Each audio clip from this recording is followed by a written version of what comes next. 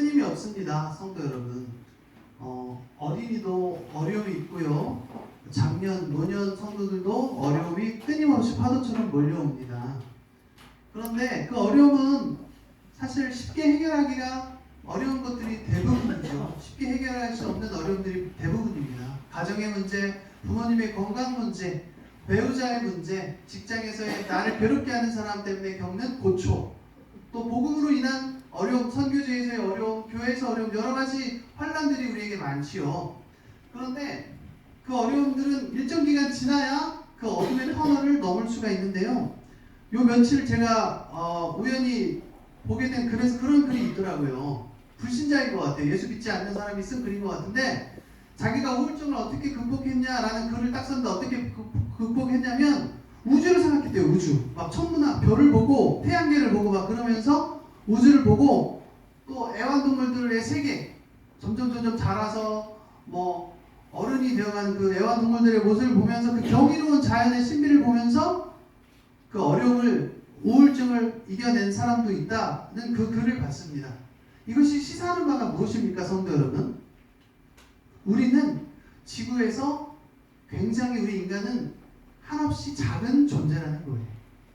하나님의 손에 연단된 사람이라면 무궁무진한 일을 할 수 있는 종이고 도구인 것은 틀림없지만, 인간이라는 존재는 굉장히 나약하고 무한하고 한정, 우주에서 먼지조차 되지 않는 그런 존재라는 거예요. 이것을 알면 내가 가진 문제는 얼마나 작은 것인가 하는 것을 비로소 알게 되는 것입니다. 이런 이야기로 제가 설교를 시작하는 이유는, 우리가 작다라고 느낀다는 것은 뒤집어 보면 어떻게 이해할 수 있습니까? 하나님은 굉장히 크시죠. 모든 것을 주관하실 수 있고, 모든 역사, 모든 우주의 만물을 주관하실 수 있는 분이 하나님이신데, 그렇기 때문에 우리가 하나님이 우리의 전부이시고 하나님께 우리의 모든 것을 드려야 되는데, 또 하나 우리가 간과하지 말아야 될 것이, 놓치지 말아야 될 것이 무엇입니까? 하나님, 보통 기도의 요소, 우리가 배운 것도 있죠. 담임 목사님 통해서 우리가 배운 기도의 요소들 23년도 들으면서 배우고 있죠. 거기에 다 들어있어요. 하나님을 경배하고 감사하고 기뻐하는 거 다 아시죠? 거기에 빼놓지 말고 우리가 넣어야 될 것, 기도의 제목과 똑같아요. 우리가 인간이라는 작은 존재가 하나님께 마땅히 드려야 되는 어떤 것, 기도, 예배, 감사, 기쁨 다 알고 있죠. 빠뜨려 놓지 말아야 할 한 가지는 무엇입니까? 기도의 요소와 똑같다고 제가 힌트를 드렸죠. 바로 회개입니다. 신은 전 우주적인 통치자이세요. 한 분 하나밖에 없는 유일신이세요. 그러면 우리 인간은 늘 습관적으로, 정기적으로 회개를 해야 합니다. 참 신자라면. 그런데 이것은요, 집사님 잘 생각해봐. 나는 모르겠어. 지난주도 회개했고 지지난주도 회개했는데 내 죄가 뭔지 한번 알려주세요. 오늘 밤 8시 반까지 카톡으로 좀 알려주세요. 나 도저히 모르겠어. 이미 지난주도 회개했고 지지난주도 회개했는데 권사님, 장로님 한번 얘기 좀 해주세요. 난 도저히 모르겠어. 어떻게 매일 회개해? 상도 여러분, 이 회개는요 어려운 것이 아니고 우리의 굴레도 아니고 숙제도 아닙니다. 왜 그렇죠? 하나 힌트를 드리겠습니다. 우리가 죄를 지어서 회개하는 것이 아닙니다. 그러면 뭐예요? 바로 죄인이기 때문에 회개를 해야 하는 것이죠. 죄인이기 때문에 죄를 지을 수밖에 없고, 물론 예수 믿는 사람은 그 죄가 다 씻음 받았는데 또 무슨 죄인입니까? 아니죠. 우리는 죄사함을 받은 것을 믿지만 나는 죄인입니다. 항상 그렇게 바울처럼 무익한 종입니다. 죄인입니다. 이렇게 고백을 하는 거예요. 죄 씻음 받은 것은 우리가 믿지만 그래도 나는 죄인입니다. 하나님 내 죄를 사하여 주십시오. 이렇게 고백을 해야 하는 회개의 의무가 신자들에게 있다라는 것입니다. 이렇게 회개의 필요성에 대해서 이야기를 하면서 오늘 말씀 본문으로 들어갑니다. 오늘 본문은요, 예수님께서 어떻게 태어나셨는지를 이미 마태복음서의 시작에서 이야기를 하셨는데, 아니 그러면 예수님 이야기를 하면 되잖아요. 지저스 크라이스트, 예수 그리스도 이야기하면 되는데, 아니요. 세례요한 이야기를 합니다. 세례요한. 저는 몇 년 전, 오래전에 그런 생각을 했어요. 제가 뭐 똑똑해서가 아니라 누구나 할 수 있는 상상을 한번 해봤습니다. 지도를 좋아하시는 분들은 아마 알 거예요. 아프리카 대륙이랑 이 북미, 남미, 이 아메리카 대륙이랑 붙이면 붙여질 것 같이 생겼죠. 저는 그런 걸 발견했어요. 뭘 발견했냐면, 구약성경의 맨 마지막에 있는 말라기의 맨 마지막 말씀이랑 복음서의 시작인 세례요한의 이야기가 겹쳐진다는 거죠. 말라기서의 맨 마지막은 뭐예요? 이 세례 요한에 대해서 언급을 했죠. 요한 같은 사람이 나올 것이다. 아버지의 마음을 자녀에게로, 자녀의 마음을 아버지께로 돌이키신다고 했죠. 그런데 복음서에서는 이 세례 요한에 다시 올 거다. 세례 요한 같은 선지자, 엘리야와 같은 선지자가 앞으로 올 건데 그 사람은 바로 세례 요한이라고 나와 있죠. 어느 문헌을 보니까 세례 요한이 그 예언을 알고 일부러 털이 없는데, 몸에 털이 없는데 엘리야처럼 털도 만들고 낙타 털옷, 약대 털옷을 입고 석청을 먹으면서 그렇게 일부러 살았다고 해요. 그런 기록도 있어요. 그래서 중요한 거는 쉽게 말씀드리면 세례 요한으로부터 이야기가 시작이 되는 거예요. 신약 성경이 예수님이 아니라 세례 요한부터 시작이 돼요. 왜 그렇죠? 그것은 예수 그리스도가 얼마나 귀한 분이라는지를 드러내기 위함이에요. 바로 왕이 오는 게 아니라요. 왕 밑에 왕의 길을 닦는 사람, 길을 준비하는 사람이 온다라는 거예요. 그 왕의 신발을 들고 수행원으로도 합당하지 못할 정도로 자기를 그렇게 겸손하게 드러낸 세례 요한, 그 사람이 바로 예수님보다 먼저 기록되어 있는 이야기입니다. 그 이야기의 시작이 오늘 3장 1절입니다. 그때는 어떤 때입니까? 이제 헤롯이 핍박을 했고요. 그럼에도 불구하고 예수님께서 나사렛이라는 동네에서 태어나시는 그때에 세례 요한이 활약을 하고 있었어요. 선지자로, 마지막 선지자로. 구약의 마지막 선지자입니다. 세례 요한 이후부터 신약시대가 열리는 거죠. 세례 요한이 유대 광야에서 하나님 나라 복음을 전파하면서 했던 핵심적인 이야기가 바로 2절입니다. 회개하라, 천국이 가까워왔느니라. 앞에 제가 이 화면에 띄워놓은 것처럼 첫 번째, 천국이 가까이 왔기 때문에 우리는 회개해야 하는 것입니다. 그런데 믿는 자의 관문이 바로 회개예요. 우리가 믿음을 받았다는 것을 어떻게 알 수 있냐면, 하나님이 우리에게 믿음을 주셨다. 내가 믿는다는 것을 어떻게 알 수 있냐면 그 사람은 회개하는 사람입니다. 그러니까 믿음의 시작이 회개라는 것을 알 수 있습니다. 그런데 회개하다라는 말은 헬라어로 메타노에오라는 뜻인데요. 이 뜻을 알면 굉장히 성도 여러분께 유익이 될 것 같습니다. 마음이나 목적을 돌이키는 거예요. 바꾸고 변화시키는 거예요. 그러면 마음만 바꾸고 생각만 바꾸고 목적만 바꾸면 되느냐? 아니요. 행동이 뒤따르는 거예요. 결단이 뒤따르는 거죠. 그러니까 마음의 생각과 목적이 바뀜으로써 행동이 당연히 완전히 바뀌는 거예요. 180도로 바뀌는 거예요. 얼마 전에 금요 기도회 때 설명한 것처럼 TV에 나오는 어떤 중년의 우리 신사분이 인터뷰 때 너무 흥분해서 잘못 이야기한 것처럼 나는 360도 변했습니다. 이렇게 말씀하시면 안 됩니다. 성도 여러분. 360도로 바뀐다는 것은 원래 제자리로 돌아온 겁니다. 180도로 바뀌는 거죠. 이것이 회개입니다. 그러면 우리가 금요 기도회 때 제가 성도 여러분께 이야기했던 것과 연속성으로 이야기하면 외모가 바뀌는 게 아니에요. 외모는 어쩌면 더 안 예뻐지고 안 잘생겨지실 수도 있습니다. 더 좋아질 수도 있지만 중요한 것은 외모랑 전혀 상관이 없습니다. 내면이 바뀌는 겁니다. 속사람이 바뀌는 것이 바로 회개입니다. 그렇기 때문에 어떤 영어 성경에서는 이렇게 나와 있어요. 회개하라, 이 얘기를 뭐라고 나와 있냐면, 여러분 또는 너, 당신의 삶을 변화시키십시오, 이렇게 나와 있는 회개하라 이 말을 여러분의 삶을 변화시키십시오, 이렇게 번역된 성경도 있습니다. 회개하라, 천국이 가까이 왔느니라가 세례 요한의 첫 번째 선포의 내용이었습니다, 여러분. 그런데 3절에서는 선지자 이사야가 먼저 회개의 선포를 구약 성경부터, 구약적 배경, 구약 시대부터 이 말씀을 했다라는 것이 기록되어 있습니다. 바로 저와 여러분이 가지고 있는 성경책에도 표시가 되어 있죠. 이사야서 40장 3절에는 뭐라고 나와 있습니까? 광야에 외치는 자의 소리가 있어 이르되 너희는 주의 길을 준비하라, 그가 오실 길을 곧게 하라 하였느니라. 여러분, 이 짧은 구절에서 캐낼 수 있는 보석이 굉장히 많은데요. 첫 번째, 광야에 외치는 자의 소리라는 건 무슨 말입니까? 사람도 아니란 얘기예요. 인격도 아니란 얘기예요. 그냥 도구예요, 도구. 그래서 저와 여러분의 지향점은 무엇입니까? 설교자, 사역자, 목회자, 중직자, 평신도 사역자, 복음 전하는 사람들의 최종 목표는 뭐예요? 인격자? 사람들이 칭송을 받는 거? 유명해지는 거? 아닙니다. 옛날 어르신들 말씀으로 아니올시다. 우리는 단지 소리예요, 소리. 소리밖에 되지 않는 존재예요. 그러나 우리가 단지 소리가 될 때 하나님께서 가장 기뻐하시는 줄 믿으시기 바랍니다. 우리는 우리 명함을 낼 필요도 없고 우리 인정을 받을 필요도 없습니다. 우리는 단지 소리예요. 메시지. 예수님만 전하면 되는 그런 무익한 종인 거예요. 그런데 그 광야에 외치는 자의 소리는 너희는 주의 길을 준비하라. 그가 오실 길을 곧게 하라. 원래 굽은 길인데 그것을 평탄하게 도로 진지공사를 해라 이런 이야기입니다. 평탄한 길로 만들어라.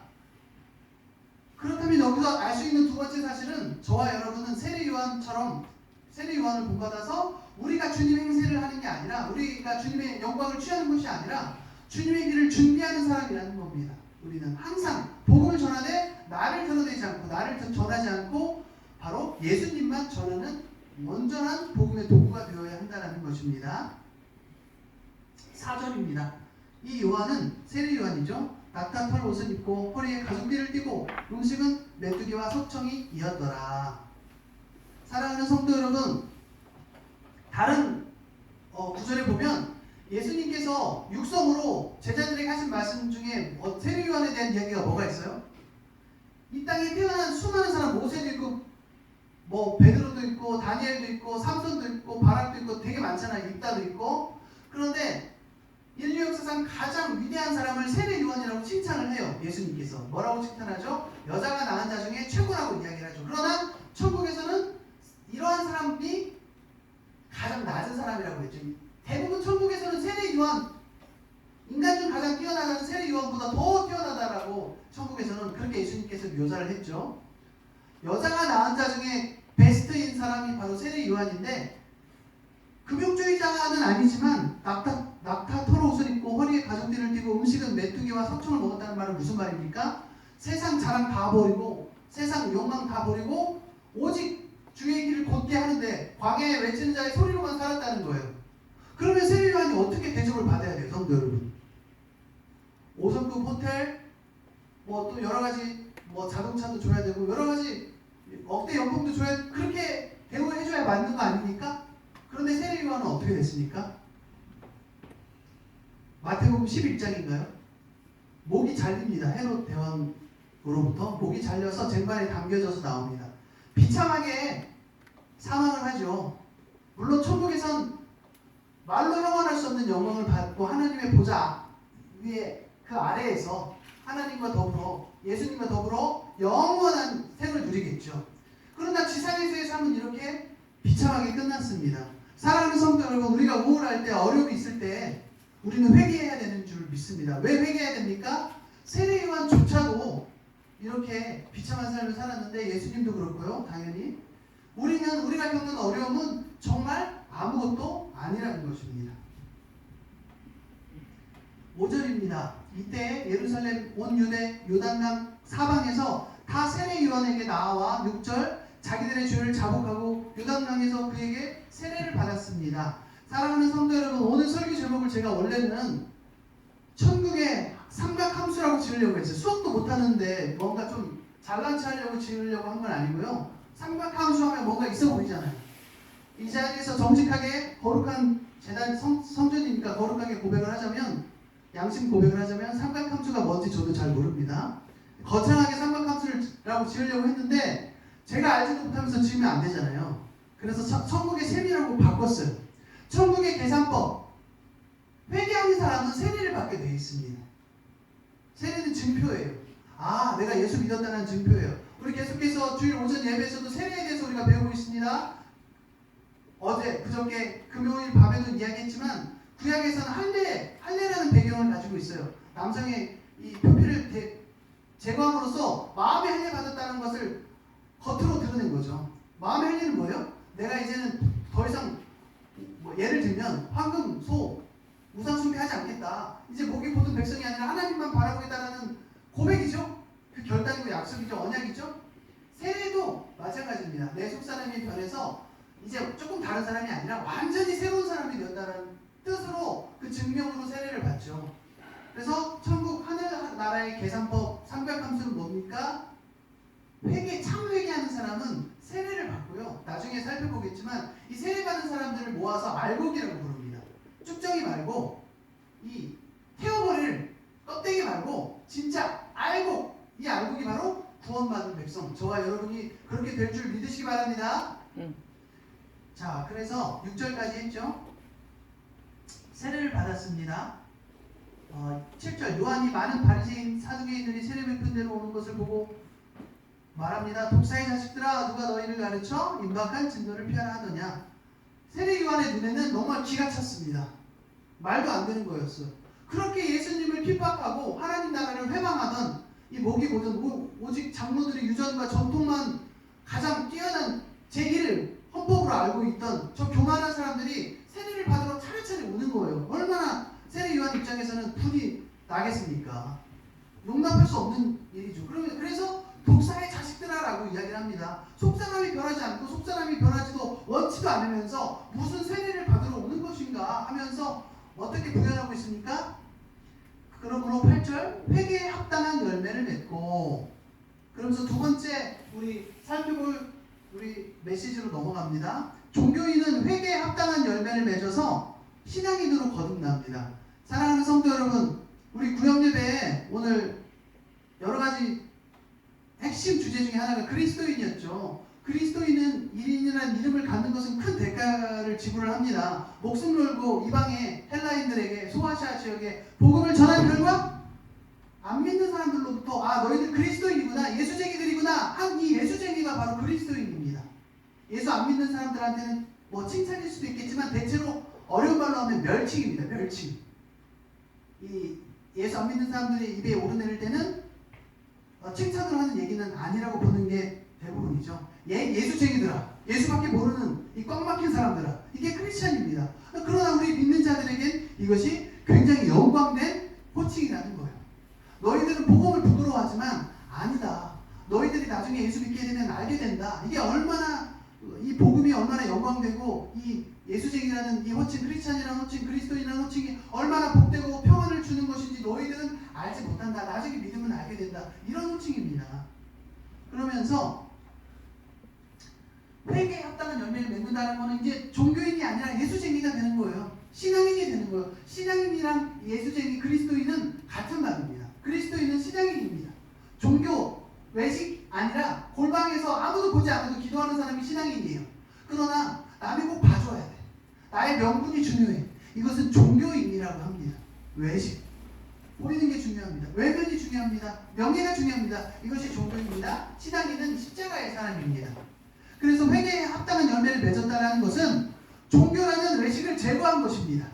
그래서 참신앙의 표지는 어려운 말이잖아요. 참신앙을 증명하는 것이 무엇입니까, 성도 여러분? 회개입니다. 회개. 할렐루야. 아멘. 그래서 회개에 합당한 열매를 맺는 저와 여러분 되시기를 주님의 이름으로 축복합니다. 아멘. 8절 너희는 회개, 공동 번역, 신교와 구교, 개신교와 가톨릭에서 공동으로 번역한 성경에는 이렇게 나와 있습니다. 8절 너희는 회개에 합당한 열매를 맺어라는 말을 너무 아름답게 번역을 했어요. 잘 들어보시기 바랍니다. 너희는 회개했다는 증거를 행실로서 보여라. 여러분 시키진 않겠습니다. 오후 예배 피곤한 시간인데 또 시키면 여러분 많이 불편하시죠? 너희는 회개했다는 증거를 행실로서 보여라. 너무너무 멋진 번역입니다. 회개 합당한 열매는 바로 회개했다는 증거를 행실로서, 행동으로서, 실천으로서 보여주는 것입니다. 마지막 세 번째 꼭지 보겠습니다. 9절부터 봅니다. 속으로 아브라함이 우리 조상이라고 생각하지 말라. 내가 너희에게 이르노니 하나님이 능히 이 돌들로도 아브라함 자손이 되게 하시리라. 아브라함의 후손, 믿음의 조상인 아브라함의 후손이 되기 위해서는요, 성도 여러분, 그냥 주어지지 않아요. 그런데 여기 나와 있는 바리새인이나 사두개인들 노력 굉장히 많이 한 사람입니다. 성도 여러분, 돈 많이 지불했어요. 비싼 학원도 다녔어요. 가문, 뼈대, 혈통 중요합니다. 그런데 그거로는 안 돼요. 아브라함의 후손이 되려면 오직 마음의 할례, 회개를 하고 세례를 받고 알곡이 되는 사람만이 아브라함의 후손이 될 수 있는 것입니다.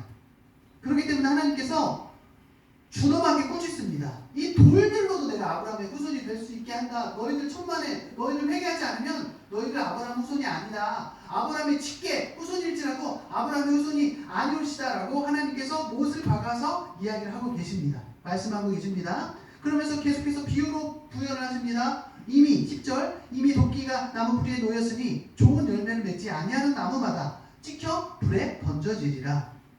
나무가 다 성장하고 거목이 됐다고 해서 그 그게 다가 아니다. 그냥 땔감일 뿐이다. 그러나 회개하는 나무는 정말 하나님께서 귀히 여기신다라는 것이죠.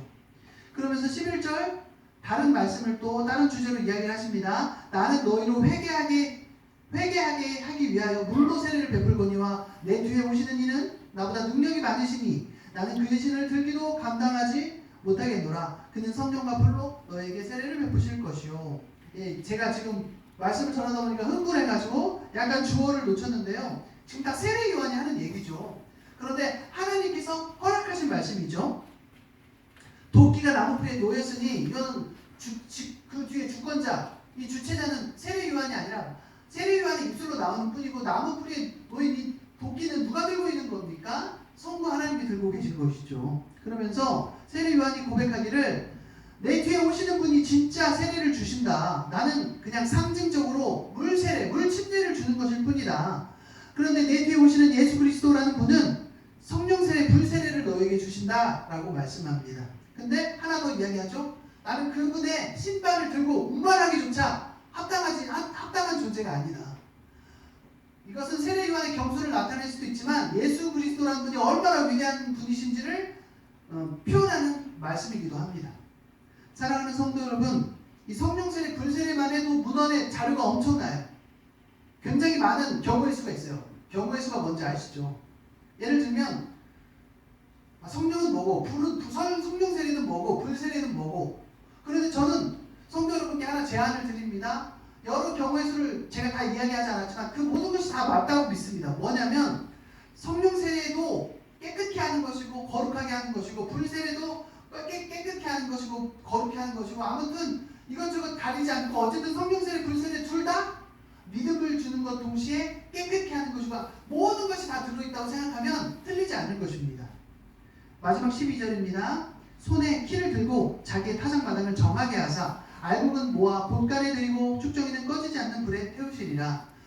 예를 들면 성부 하나님이, 사랑하는 성도 여러분, 성부 하나님이 농부세요. 추수를 다 마치고 이제 마당에서 맨 마지막 작업을 하는 거예요. 남은 것은 가정에서 쓰고 또 얼마 남은 것은 농협, 이 협동조합에서 판매할 걸 이제 분류해야 되는데 어쨌든 먹을 수 있는 것은 알곡은 빼놓고 못 먹는 거 태워야 되잖아요. 거름으로 주거나 불에 태워야 되잖아요. 지금 그 작업을 이야기하고 있습니다. 타작마당. 그래서 세 번째 꼭지가 나옵니다. 신앙인의 열매는 세례요, 알곡으로 구원받는다. 무슨 말이냐? 신앙인은 세례를 받는 사람이고 두 번째는 구원받는 사람입니다. 세례받았다는 건 구원받았다는 것이고 구원받았다는 것은 세례받았다는 뜻이죠. 하나님의 여수론의 하나님 가득 말이듯이 마찬가지입니다. 그리고 그것은 신앙인은 알곡이라는 뜻이에요. 쭉정이가 될 수 없죠. 쭉정일 수 없죠. 신앙인은. 그리고 회개하지 않은 거짓 신앙인, 명목상의 그리스도인은 구원받지 않은 사람, 거듭나지 않은 사람은 알곡일 수가 없지요. 그래서 이 믿음, 회개, 세례, 열매가 없는 불순종의 삶은 바로 축정의 삶입니다.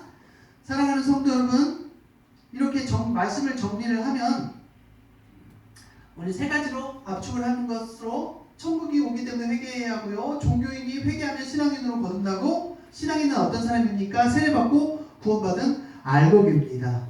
할렐루야. 아멘. 제가 오늘 전할 말씀을 다 전했는데요. 이제 말씀 마지막으로 결론 맺고 또 구체적으로 어떻게 적용할지 또 합심 기도 제목 드리기 전에 조금 평상시보다 빨리 맞춰드릴 텐데요. 한 가지 이야기만 딱 하나만 이야기하고 마치겠습니다. 한 선교사님이 있었습니다. 남자 선교사님. 지금 연세가 아마 한 50에서 60 사이로 접어드는 것 같아요. 50대 중반 정도 되신 선교사님이 있습니다. 남자 선교사님. CCC에서 중국의 선교를 마치고 국내 몇 년 전에 들어오셔서 지금 목회를 하고 계세요.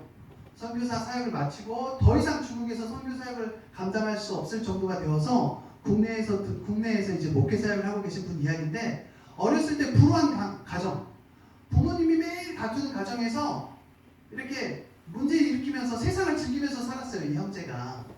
동네 형 영향을 많이 받아서 온갖 유흥이란 유흥 다 즐기고 고등학생 때부터 청소년 때부터 술, 담배를 즐기면서 그렇게 살았어요. 그런데 그 동네 형한테도 잘 배운 게 있어가지고 열심히 공부해서 그 형 따라서 대학교라는 데 갔어요. 4년제 대학교를 가서 겨우겨우 가서 이 형제의 관심은 초미의 관심사는 이성이었어요. 예쁜 여자였어요. 인생의 목적이. 그런데 대학교에 갔더니 예쁜 여자들이 너무 많은데 어떤 이 신앙이 있는 선배가 여름에 방학하면 수련회 같이 가자고 해서 가면 예쁜 자매들이 있다고 해서 갔어요. 그 수련회는 전국 대학생 수련회였습니다. CCC 전국 대학생 수련회인데 4박 5일 동안 대학교 기숙사와 강당을 빌려서 했는데 너무너무 힘드니까 집회 기간에 개울에 가서 노는 거예요. 물에 발 담그고 노는 거예요. 그리고 또 저녁에 들어오고 집회가 너무 막 머리가 아픈 거예요. 예수 안 믿으니까. 그런데 밖에서 놀기도 지쳐서 이제 마지막 날 집회, 밤 집회를 이제 하는데 앞에서 인도하시던 이 강사분이 자신의 죄를 떠올리시라고 이야기를 하는 거예요. 우리 모두는 죄인이라고 우리 자신의 죄를 떠올리자고 제안을 하는 거예요. 설교하시는 분이. 그런데 자기의 죄가 딱 떠오르는 거예요. 예수도 아직 안 믿었는데. 그러면서 회심을 하게 되는, 예수를 만나게 되는 그 수련의 밤이었는데, 불신자가 예수를 만나게 된 사건이었는데, 그 전에 어떤 이야기가 있냐면 이 선교사님은 가족폭력에 시달리던 분이셨어요. 아버지가 이 어머니를 그렇게 두드려 패고 돈벌이도 못하고 어머니는 늘 맞으면서 겨우겨우 힘들게 일을 해서 가정 생계를 유지하는 거예요. 어머니의 생각이 지고지순해서 가정이 해체되지 않고 여기까지 오는 거예요. 거기에 내 가족, 어렸을 때 소아마비를 앓고 정신지체 또 신체 지체 부사유자로 이렇게 살아온 누나가 있었어요. 성인이 되어도 어린아이 지능을 갖고 있던 누나. 엄마랑 자기 남동생이 평생 동안 성인이 될 때까지 목욕을 시켜줘야 돼요. 번갈아 가면서 목욕을 해줘야 돼요. 몸을 만지면서. 그런 누나와 함께 내 가족이 살고 있었어요. 그런데 어떤 과거의 일이 대학생 수련회 때 딱 생각이 났냐면, 어느 날 대학교를 잘 다니고 있는데 이제 아버지가 어머니를 안 때리겠지 하고 있었는데 어느 날 살아오면서 지금까지 한 번도 생각할 수 없을 정도로 심하게 어머니를 때리는 거예요. 이때 이 형제가 아직 예수 믿기 전이죠. 이성을 잃고 칼을 들고 달려드는 거예요. 아, 이제 더 이상 못 참겠다. 내가 차라리 내가 죽자. 그러면서 아버지를 향해 돌진을 하는데 어머니의 말대로 겨우겨우 참았습니다. 성령이 역사하신 거겠죠. 아직 믿지 않았지만 성령께서 역사하셨다고 봅니다. 그래서 겨우겨우 이 화를 면하고 그 현장을 빠져나왔는데 자기 방으로 갔는데 이 정신이 온전치 못한 누나가 갑자기 그날따라 이렇게 침을 내고 괴롭히는 거예요. 귀찮게 하는 거예요. 그래서 이 불안해하던 이 형제가 모든 분노가 폭발을 해서 자기 누나를 사정없이 때리는 거예요. 그냥 아주 자기도 이성을 통제할 수 없을 정도로 누나를 두드려 패는 거예요. 온 힘을 다해서 마치 격투기 선수처럼. 그런데 누나는 막 울부짖죠. 그만 때리라고. 공포에 질려서 막 울부짖죠. 말도 제대로 못하고. 그때 그 장면이 딱 떠오르는 거예요. 그 여름 수련회 때. 아, 내가 죄인이구나. 그러면서 울면서 그 수련회 4박 5일 동안 밖에 나가서 개울바위에서 놀고 담배 피던 형제가 완전 새로운 사람으로 갑자기 바뀌는 겁니다. 하나님 앞에 회개했더니 성령이 불현듯 일어나서 내 안에서 누가 보든 안 보든 그 자유분방하는 형제가 그 전국 대학생 수련회에서 막 눈물을 흘리면서 회심의 기도를 하는 거예요. 자기 누나에게 자기가 두드려 팼던 그 장면 생각나면서 저는 그 얘기를 들으면서 저는 그렇게 생각을 했어요. 두드려 맞던 사람이 바로 예수 그리스도가 아닌가라는 생각이 제 안에 들었습니다. 예수님은 그런 현장에서 우리 안에서 고통을 대신 겪는 분이신 줄 믿으시기 바랍니다. 그래서 오늘 이 시간 이때까지 그렇게 목회를 잘 하고 계신 분이신데요. 이제 말씀을 맺겠습니다. 방금 제가 마지막에 했던 예화를 기억하시면서 회개는 딱딱한 종교적 문법이 아니라 성도 여러분, 드라마틱한 따뜻한 복음적이고 신앙적인 언어입니다. 회개하세요. 그러면 여러분 이 딱딱한 종교가 아니에요. 아주 극적이고 아주 아름답고 장엄하고 이런 놀라운 그런 이 드라마가 담겨 있는 것이 바로 회개입니다. 두 번째, 제가 다 정리는 했지만 한 번 더 하는 겁니다.